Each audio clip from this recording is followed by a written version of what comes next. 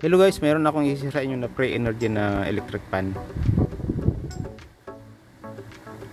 Yan o, tanggalin yung dating motor, stator. Meron akong magnet dito guys, yan o. Ilagay mo dito sa rotor. Yan o.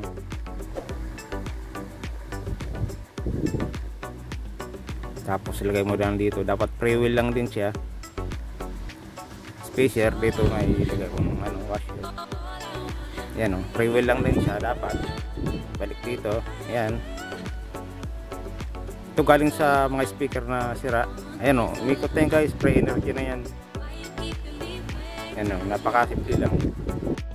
Magnet lang guys sa nilagay. Ikot na siya. Yan o.